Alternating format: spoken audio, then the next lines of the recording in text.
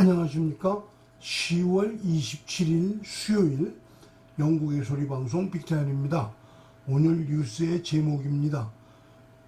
첫째, 황교안의 가처분 소송중은 개무시해서 기각합니다.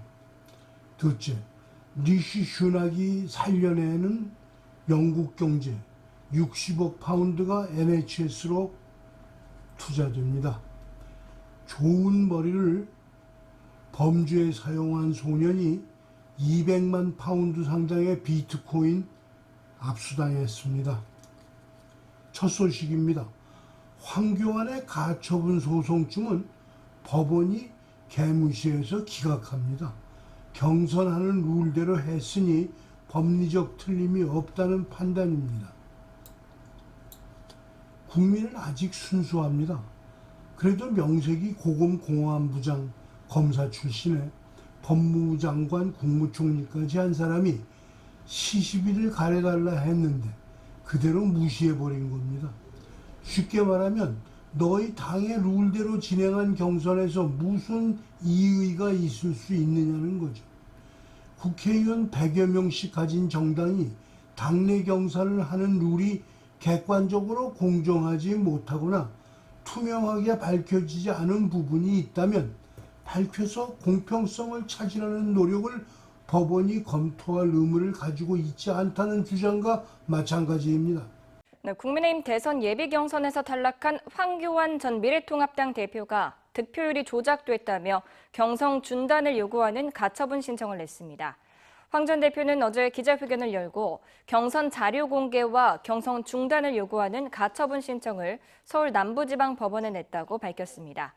황 전 대표는 개인의 이익이 아닌 선거 정의를 지켜내기 위한 힘겨운 투쟁을 시작했다고 설명했습니다.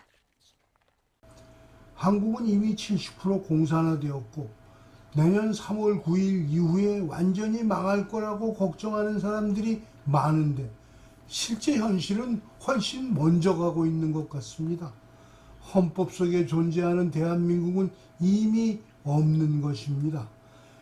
행정, 입법, 사법, 상권 분립은 한국에 존재하지 않는다는 사실이고 현실은 삼권이 현행 주사파 정권에 의해서 완전 장악되어 있다는 사실을 오늘 수치스러울 정도로 깊이 느꼈습니다. 더욱 깊은 자괴감이 드는 것은 대한민국이란 사회입니다.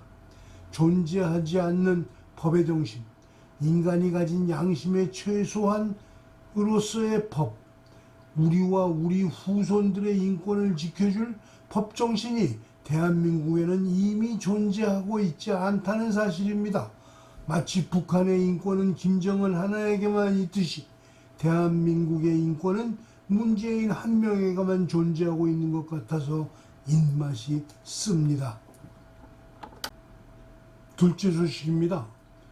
리시 슈낙 찬슬러는 NHS와 임금 인상에 수십억 파운드를 지출할 준비를 하고 팬데믹 이후 새로운 경제를 여는데 자신의 예산이 도움이 될 것이라고 천명했습니다. 그동안 록다운으로 피해를 입은 경제를 되살려내는 아이디어가 그의 머릿속에 있습니다. 슈낙 찬슬러는 대형 트럭 운전기사 부족과 물가 상승으로 어려움을 겪고 있는 현 시점에도 불구하고 그는 경제 낙관론을 펼쳐 보이고 있습니다.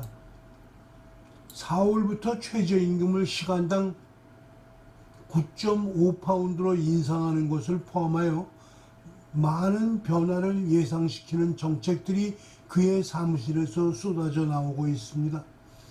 리시 슈낙 찬슬러가 추리닝 바람에 11번 다우닝 스트리트의 스테이트 룸에서 그의 직원들과 함께 예산 연설의 준비를 하고 있는 모습을 공개했습니다.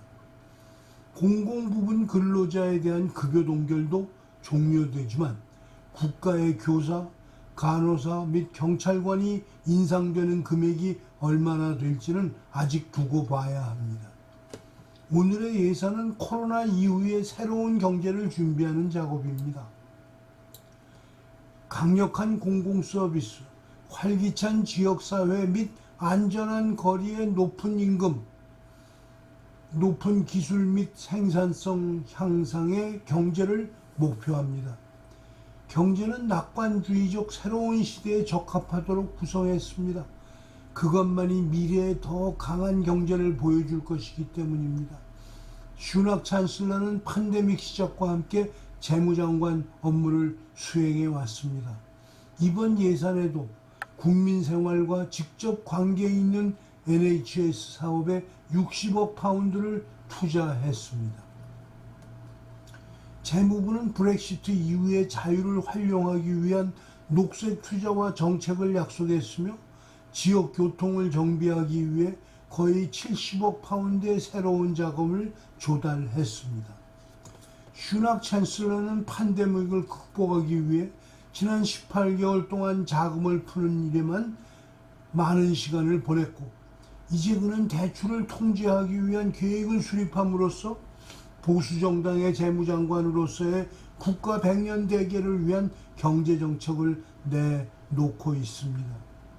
이런 긴장 속에서도 슈낙 찬슬러는 수백 명의 교직원이 다우닝 스트리트 앞에서 행진을 하고 다우닝 스트리트 11번지 리시 슈낙 찬슬러에게 긴급 조치를 취하도록 촉구하는 탄원서를 제출했습니다.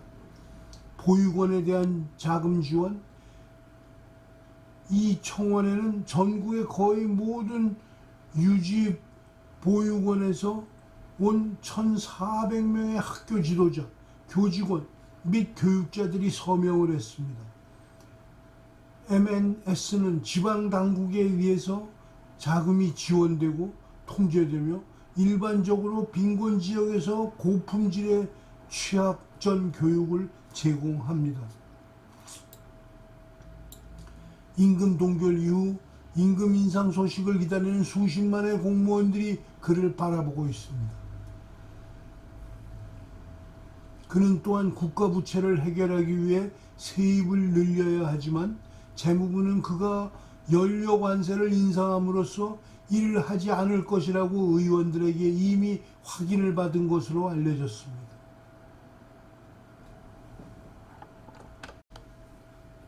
셋째 소식입니다. 정교한 사이버 사기의 일환으로 가짜 웹사이트를 만들었던 소년이 경찰에 의해 200만 파운드 이상의 암호화폐를 압수당했습니다. 법적 이유로 이름을 표시할 수 없는 17세 소년은 디지털 상품권 사이트 사용자를 속여 개인정보를 입력하도록 했습니다. 그는 6,500파운드 상당의 상품권을 훔쳐 비트코인을 구매하는 데 사용했다고 링컨 크라운 코트는 밝혔습니다. 검사인 샘 스캐너는 그 소년이 2020년 4월에 자신의 침실에서 가짜 웹사이트를 만들었다고 주장했습니다. 상품권을 판매하는 러브투샵 공식 사이트와 거의 동일한 것이었다고 법원에 보고했습니다. 그런 다음 그는 구글에 광고를 하기 위해 비용을 지불했고 그 결과 사람들이 검색할 때 가짜 사이트가 정품 사이트 위에 표시되었습니다.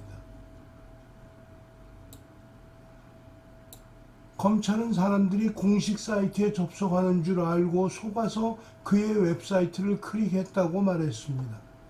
법원은 러브투숍이 고객의 불만에 따라 그를 조사하기 시작한 지 일주일 만에 소년이 사이트를 폐쇄했다고 보고했습니다.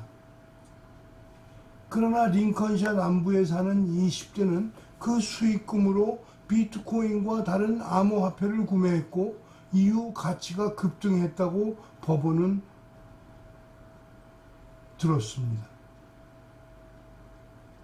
2020년 8월 그가 체포된 후 경찰은 48개의 비트코인과 약간의 다른 코인을 발견했습니다.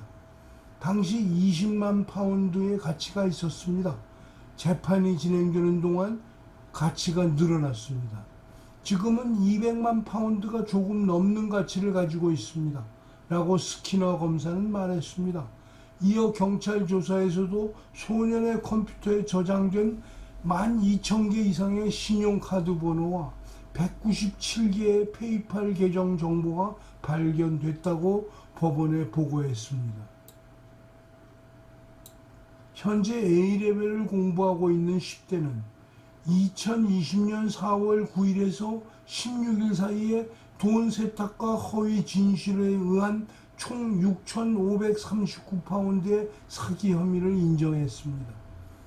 카트리나 나이트 판사는 범죄로부터 214만 1,720파운드의 이익을 얻었다고 판결하고 그 금액을 소년의 자산에서 몰수하도록 명령했습니다. 그리고 12개월 재활 명령을 부과했습니다. 그가 성인이라면 감옥 안으로 들어갈 것이라고 그녀는 말했습니다. 이어서 판사는 피고에게 이렇게 말했습니다. 당신은 컴퓨터에 오랜 관심을 가지고 있습니다. 불행하게도 당신은 정교한 사기를 저지르기 위해 당신의 기술을 사용했습니다. 오늘 방송을 마치겠습니다. 시청해 주셔서 감사합니다. 내일 또 뵙겠습니다.